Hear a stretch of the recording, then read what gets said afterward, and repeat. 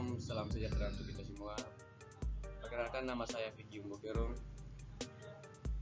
Dosen pembimbing saya Bapak Hendy Didi Harto, FPD.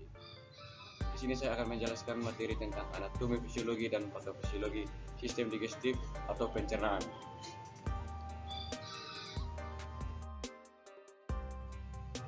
Anatomi. Sistem pencernaan merupakan serangkaian jaringan organ yang memiliki fungsi untuk mencerna makanan. Berikut merupakan sistem yang menerima makanan dari luar dan mempersiapkan untuk diserap oleh tubuh, atau proses pencernaan yang terbentang mulai dari mulut sampai anus. Fungsi sistem pencernaan: yang pertama, mencerna sumber makanan untuk energi tubuh. Yang kedua, memecah nutrisi menjadi nutrien sehingga dapat menembus membran plasma.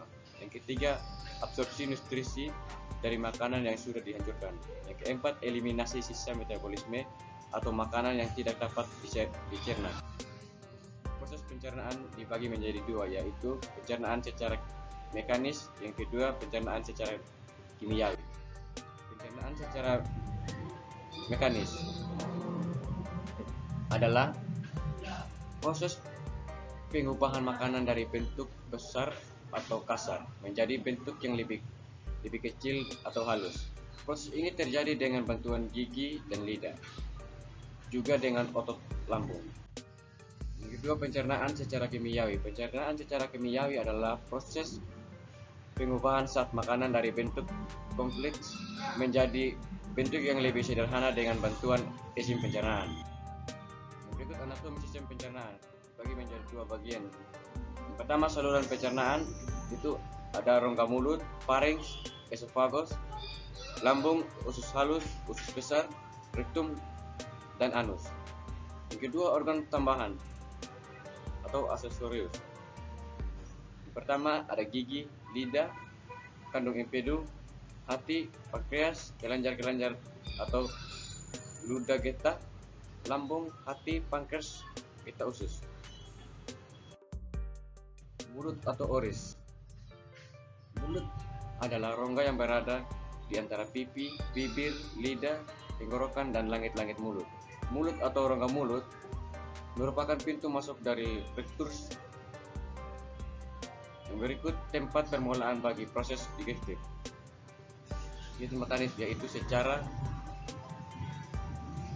mastikasi, mengunyah, dan juga proses digestif kimiawi melalui enzim yang terdapat dalam sifila. Fungsi-fungsi mulut. Pertama, jalur bagi keluar masuknya udara. Yang kedua, menjadi gerbang utama bagi makanan dan minuman untuk masuk ke dalam tubuh. Yang ketiga, berperan penting dalam menunjang aktivitas berbicara. Lidah.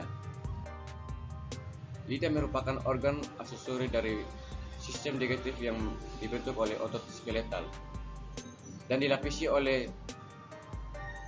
Staphylococcus aqueous. Kedua, MRPK, kumpulan otot rangka pada bagian lantai mulut yang membentuk pencernaan makanan dengan mengunyah dan menelan. Tiga, memiliki peran.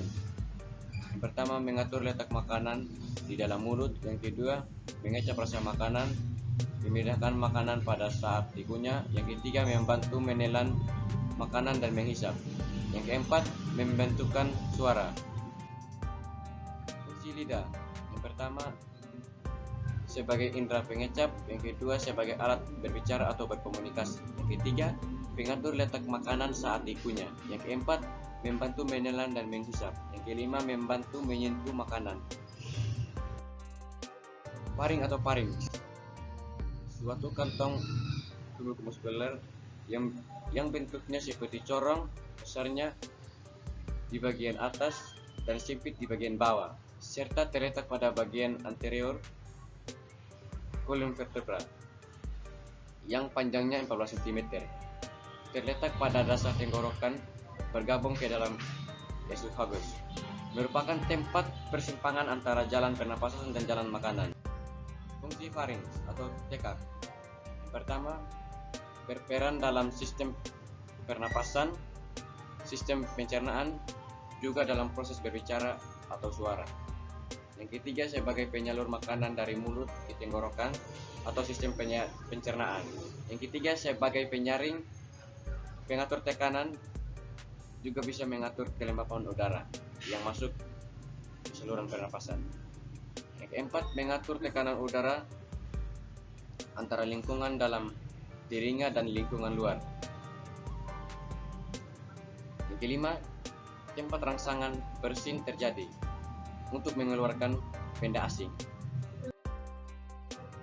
Esofagus, saluran muskuler yang menyalurkan tekanan dari pharynx menuju gaster atau lambung. Panjangnya 25-30 cm, lebar 2 cm, memanjang setinggi vertebra sampai vertebra thoracalis.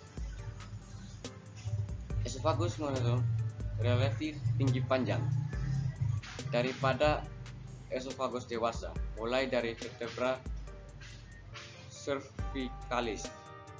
Fungsi esofagus dibagi menjadi tiga. Yang pertama, mengeluarkan makanan dari mulut ke lambung. Yang kedua, menghasilkan gerak peristaltik. Yang ketiga, mencegah laju isi dan cairan lambung. Gaster atau lambung. Gaster merupakan bagian struktur gastrointestinal pertama yang berada di intraabdominal. Kapasitas normal lambung adalah 1-2 liter. Lambung memiliki lekukan yang dinamakan curvatur major di sebelah kiri dan curvatur minor di sebelah kanan. Fungsi lambung dibagi menjadi 6 bagian. Yang pertama, penyimpanan makanan, produksi kimus, digestif protein, produksi mukus, menghasilkan enzim-enzim dan hormon pencernaan, memproduksi faktor intrinsik suatu glukosa yang disekresi sel parietal. Usus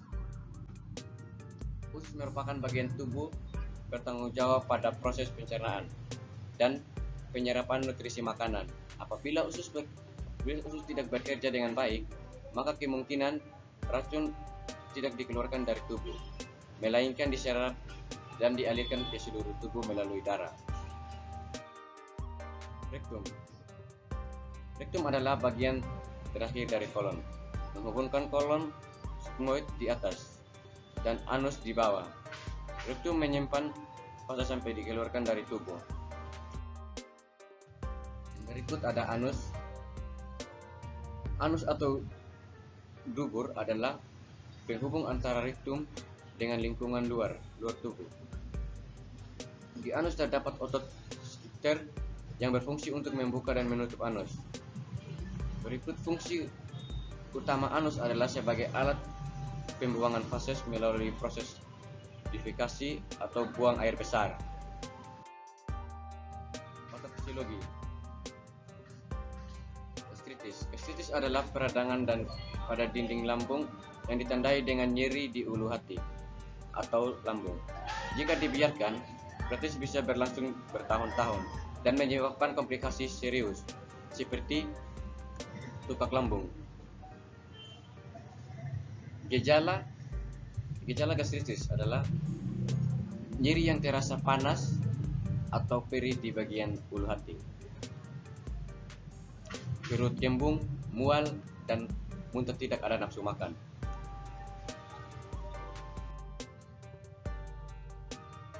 Mikropegal merupakan manifestasi klinis dari reflux isi lambung yang berlebihan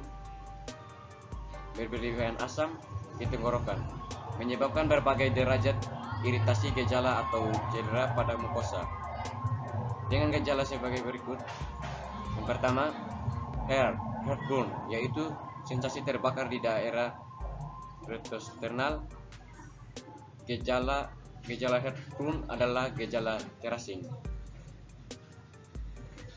Regurgitasi, yaitu kondisi di mana material lambung berasal di faring, kemudian mulut terasa asam dan pahit. Berikut disfagia. Biasanya terjadi oleh karena komplikasi berupa struktur. Gastroenteritis adalah inflamasi membran mukosa lambung dan usus halus yang ditandai dengan muntah-muntah dan diare yang berakibat kehilangan cairan yang menimbulkan dehidrasi dan gejala keseimbangan elektrolit. Dengan gejala demam dan menggigil, sakit kepala, mual, dan muntah. Frekuensi defekasi meningkat. Isium usus meningkat, kasus kadang disertai dengan lendir atau darah.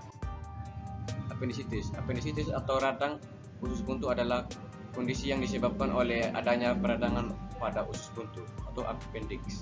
Appendicitis merupakan penyebab paling umum dari nyeri perut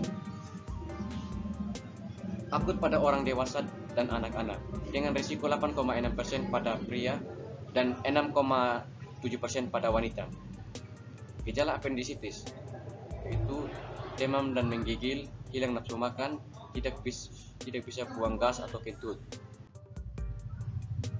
Hemoroid. Hemoroid adalah pembengkakan atau distensi vena di daerah anektal. Sering terjadi namun kurang diperhatikan kecuali kalau sudah menimbulkan nyeri dan perdarahan. Secara sederhana, kita bisa menganggap hemoroid sebagai pelembaran pembuluh darah. Itu gejalanya: gatal luar biasa di sekitar anus, iritasi dan nyeri di sekitar anus, ada benjolan atau bengkak di dekat anus, dengan air besar dengan menyakitkan, adanya darah pada jaringan setelah buang air besar. Hernia berasal dari bahasa Latin yang artinya robek.